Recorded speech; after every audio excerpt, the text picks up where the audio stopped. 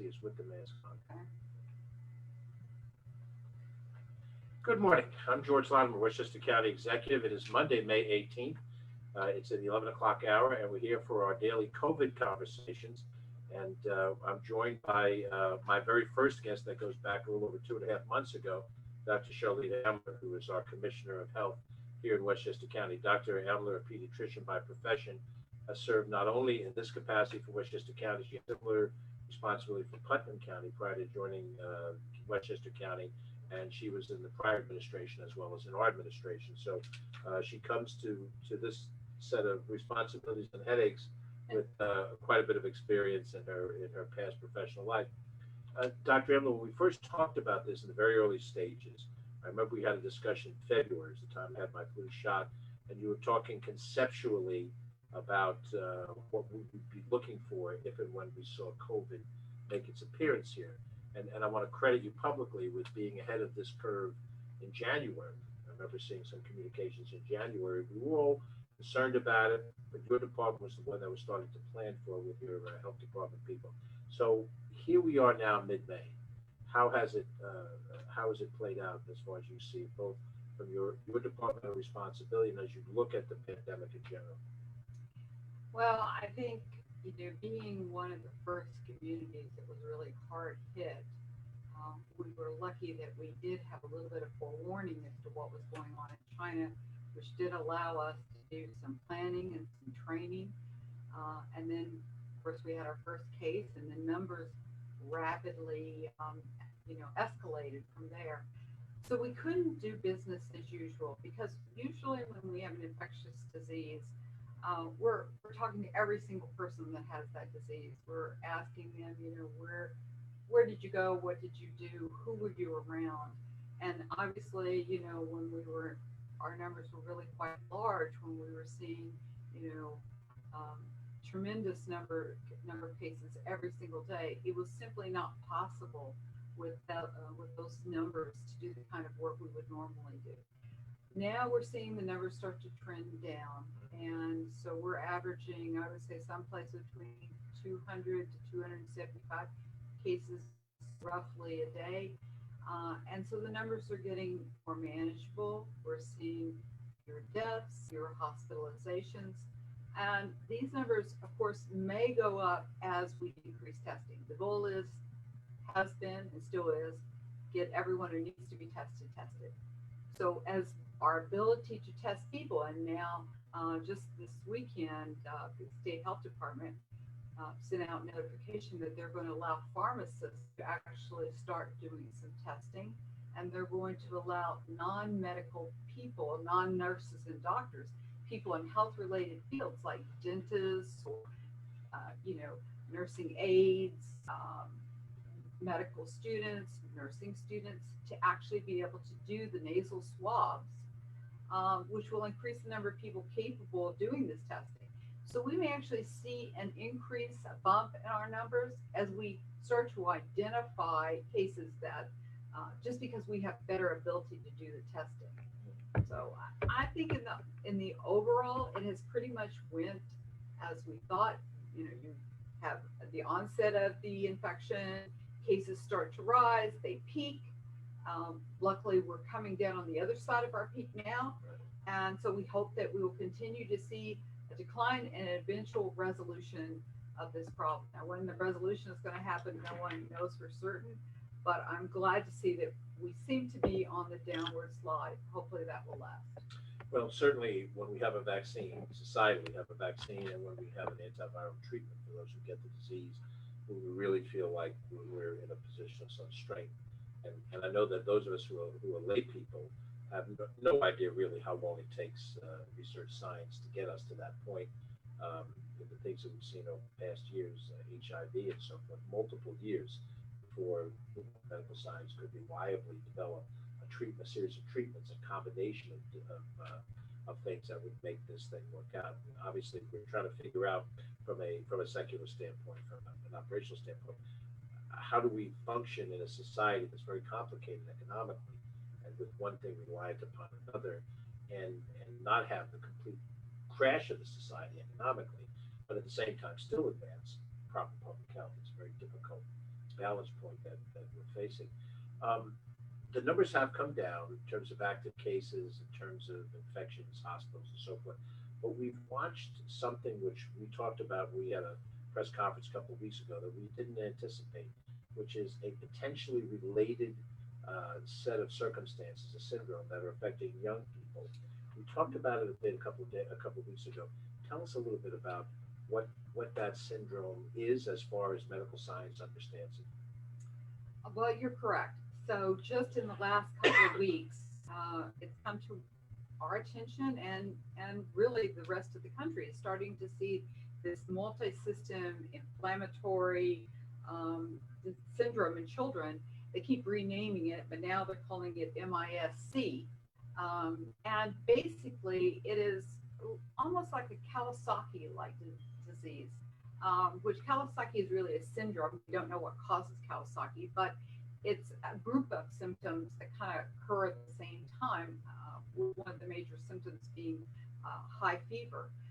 Also, some of these children kind of resemble the otoxic shock syndrome. So basically, we wanted parents to know that if they have a child that has a fever, a relatively high fever, and they may have redness of their eyes, they may have a terrible headache, they may have some confusion, they could have a sore throat, vomiting, swelling in their neck, swelling in their hands or feet, a body rash, diarrhea, and any one of a number of these symptoms. When you have a child that's sick with multiple symptoms like this, they should certainly reach out to their pediatrician, their healthcare provider, because a lot of times the children that we're seeing who've gotten quite ill and ended up in the hospital had no history of having COVID, but when they had antibody testing, it was an indication that sometime in the recent past they did have COVID.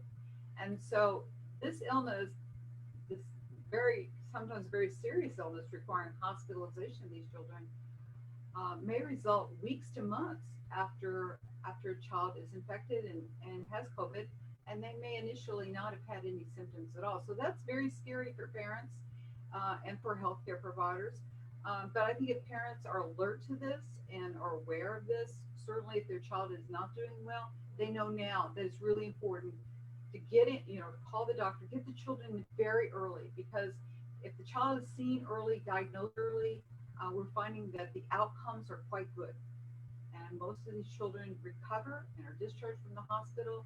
There have been a few rare deaths, but we really want people, if you have any concern, call your doctor. Let them do the testing, let them make the decisions of what needs to happen. Well, in this case, and in all cases, you highlighted the importance of testing, and both COVID testing to determine if you're positive or negative, and then I gather now antibody testing. Do you recommend, assuming availability, do you recommend that everyone get a COVID test and an antibody test if it's possible? Well, the antibody test, people need to understand what the antibody test is really going to tell them.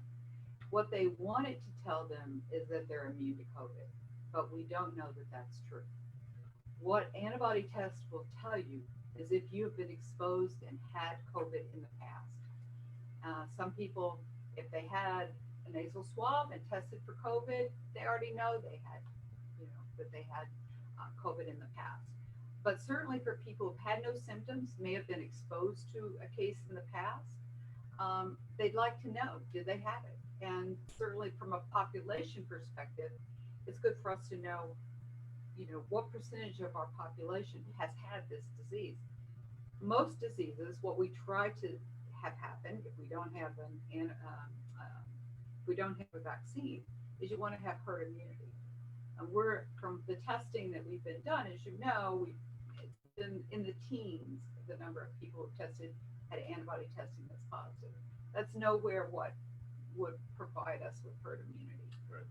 So I think in those individuals who would like to know, did I have this in the past?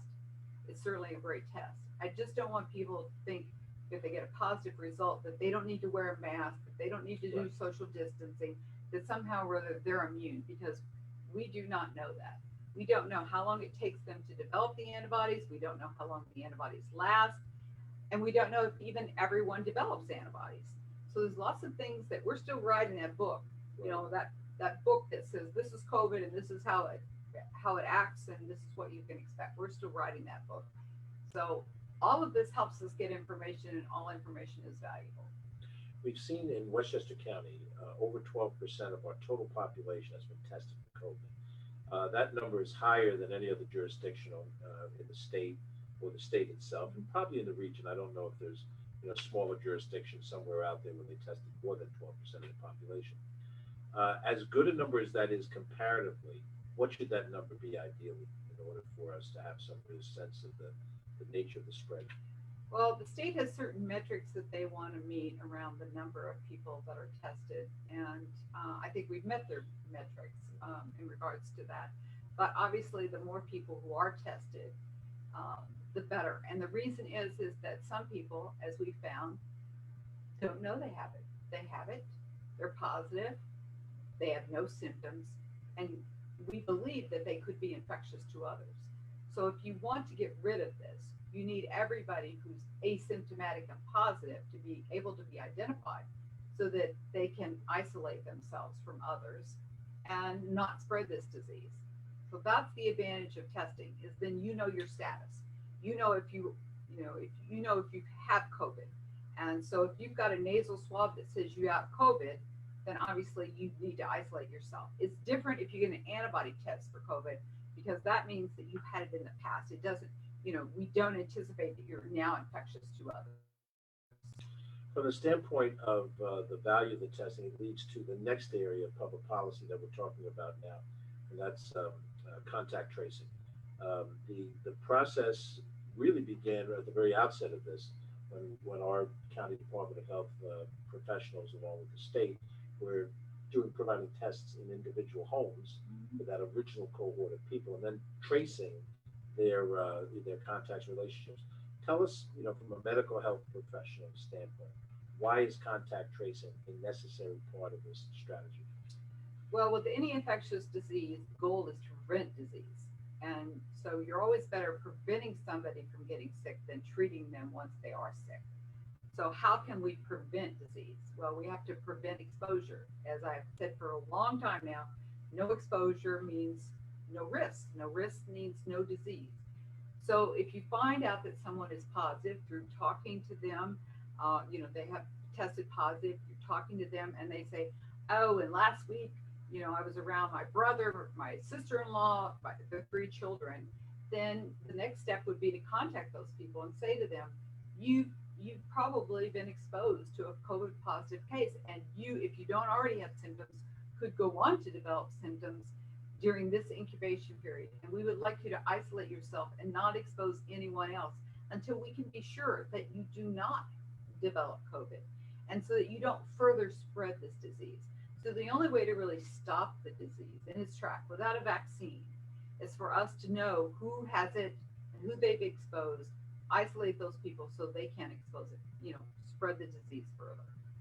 As you look out the window, it's now springtime. When we first had these conversations in January, it was wintertime. And springtime with the summer at hand involves much more outdoor activities. Traditional activities this time of the year is very much involving interaction with other people. Maybe during the wintertime, it's cold, we find ourselves in the house by ourselves, or our families a little bit more. Now we have all kinds of pressure with social gatherings that are much greater today than they were a couple of months ago. How do you envision us being able to sort of hold the line as we go into this season? Well, I think it's very, very difficult, to be honest with you, because people become complacent once something's been in their world for a period of time. They get kind of, do I really need to do this? And so you see people congregating in groups, and they're not social distancing, they're not wearing a mask. They really need to understand that they're putting themselves at risk. A lot of people have died from this infection. A lot of people are probably going to die of this infection before we get this under control. So I think it's very important for people to recognize that. There was a lot of controversy about the mask at the beginning, and I think people still don't understand it. A surgical mask, if I have the disease and I'm wearing the surgical mask, I may prevent spread to you. Right. It's not going to protect me, right, but it's going to protect you. If we all use them and we protect everyone around us, it does a great deal to keeping us all safe. So we know from the success that we've had that if people do social distancing, if they do them wearing the mask, so it's great to be outside. We all want to be outside. It's wonderful and it cheers us up and it lightens our spirits. And I think it's very important for our mental health, which is also key to an overall healthy person. But we just need to keep in mind the things that we need to do and keep wearing those masks, keep doing social distancing. Don't let your guard down. Don't become complacent because especially in people who are my age and your age, we're at increased risk if we get this disease of having a very bad outcome. And so it's very important. Well, that certainly is a challenge for us in running things that the county has responsibility for, and working with local governments to enforce these provisions as we have to do in certain areas. Wearing of masks is not something that any of us, whatever our ages are, have been accustomed to in the society. We've had colds before, maybe we've had more severe reasons, and in our society, we don't wear masks for that purpose. Other societies do have that as a cultural situation. I've watched over the course of the last 4 weeks an increasing percentage of people wearing masks. It started out, as an odd thing, and then it's slowly gotten to be a little more prominent. There is a certain element of society that philosophically doesn't want to do it, and they have their reasons, and we can debate those in a different forum.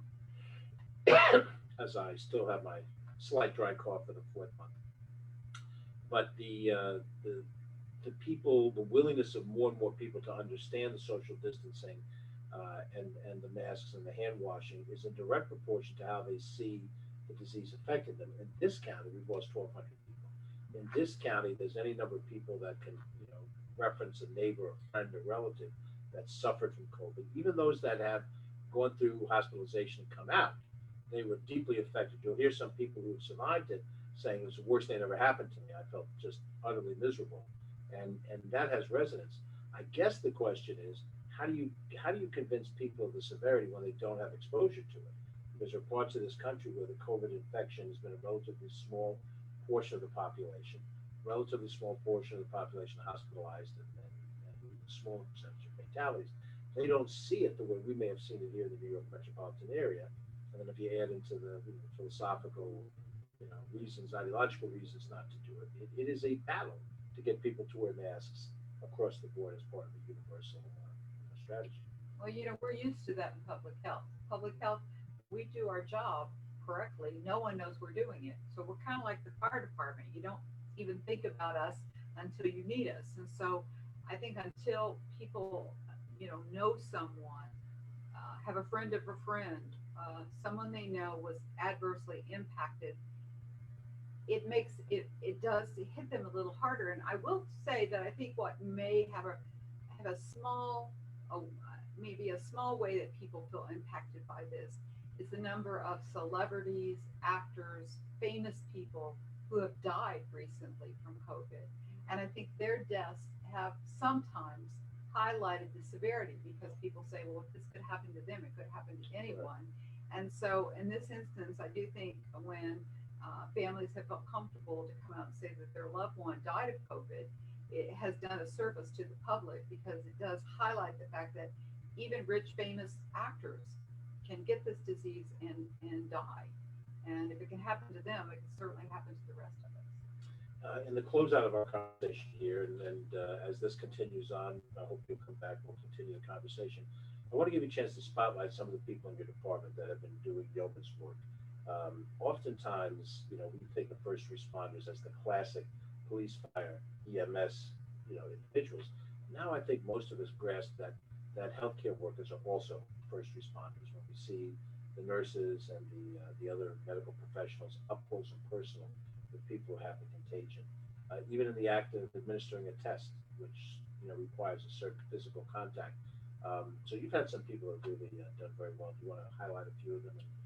So certainly shout out. My deputy, Renee Recchia, who is actually working on the contact tracing program that we're trying to do right now with Bloomberg Foundations. And she's put in endless numbers of hours and weekends and evenings on this. the doctors who work for the health department, Dr. Ada Wong, Dr. Marissa Montecalvo, Dr. Dow Hewlett, who have done a great deal of just reach out to the community. We've had so many people call us, asking for advice around their employees or their family and how to stay well. They've actually answered every one of those questions with patience, and I think gave a lot of good advice to people.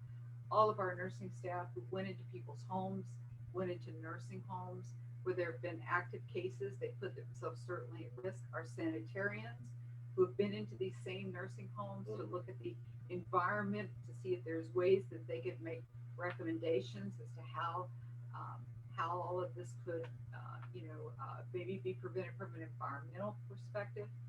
I'd like to acknowledge the Department of Social Services, the Department of Mental Health, their employees that have helped us reach out to people, telling them that their test results, that they were positive, and giving them information.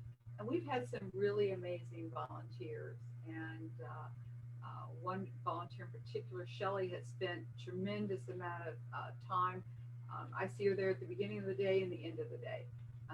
So we've had so many people, and I guess the last person would be our public health nurses, the supervisors of that group, which would be Kevin Smith, India Harris, Lori Smittle, and Jennifer McNamee. I would like to thank them for kind of shepherding all of our nursing staff through all of this. We've had so many people, it's hard to, you just can't name everybody, but certainly, like I said, Peter DeLucia, the environmental staff, everyone, they've just done a great job.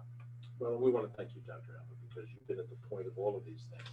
And many of the nights, late into the night, phone calls well after anything that was like working hours on the weekends. And you provided a great steadiness for all of us, because for those of us outside of the health department that are not medical professionals, what we know is limited by what an average person would know. And the questions we get are complicated, and they come from people who are deeply worried about what goes on. So you give us a sense of comfort with your professionalism. So I want to thank you publicly for what you're personally. You're welcome. And I also thank Mayor Bramson from New Rochelle, because when all this happened, he certainly, all the town supervisors and everyone have been amazing to work with, but certainly New Rochelle went through a great deal of anguish in the initial management of this, and I think our town supervisors and just everyone in the county, I think even our residents have handled this remarkably well. This is certainly not in my lifetime. I've never known anything quite like this. I've been in public health for over 30 years. But I think in general, most everyone can pat themselves on the back and say, we've met this crisis well. We're doing the best we can do, and we're looking after each other, and we're trying to just get to the other side of this in the best possible way. And I want to thank you for your leadership and guidance, because you've been a rock through all of this. And it's very important to us to know that at the very top, we have somebody who understands what we're doing and what we're trying to do. That appreciates what you do. I absolutely, I really know that you do. Thank you so much. We've been talking with Dr. Sherlita Amler, who is our Commissioner of Public Health here in Westchester County. We're having this conversation on May 18th as a follow-up to conversations we've had in January, February, March, April, and now May. As Dr. Amler said, we have seen our numbers decrease from a peak, which I'd say was about the first week of April. At that period of time, we had lost as many as 40, 45 Westchester residents to this disease, fatalities overnight. That number is now down to a fraction of that. We have active cases over 31,000, but at least 28 some odd thousand of those people have passed through the 2-week incubation period. So we look at the active cases, the people that have not yet hit that threshold. In general, we have hospitalized about 16, 17% of all the people that tested positive. And of that group, probably about 4% suffered fatalities. And every death is a tragedy. You can't turn it into a statistic, but we're grateful that the number wasn't higher and that we could have seen a much worse result had certain things not played out, including the sacrifice made by individuals in this county that have nothing to do with the government of the county, but have everything to do with the day-to-day life of the county. So we'll be back at 2 o'clock this afternoon. We'll be in the city of Yonkers. I'll have with me for our update the mayor of the city of Yonkers, Mike Spano. He serves with me on the regional pre-opening group that talks every day, tries to make some decisions about where we're going. I personally asked, when can I get a haircut? But I guess it's not yet. So I apologize for this hairline of mine, but we're going to play by the rules until the rules allow me to do what's necessary. And I think that's what we all have to do: play by practical, common sense rules, and we'll get through this. So, George Latimer, thank you again for watching, and we'll see you at 2 o'clock this afternoon. Have a good day.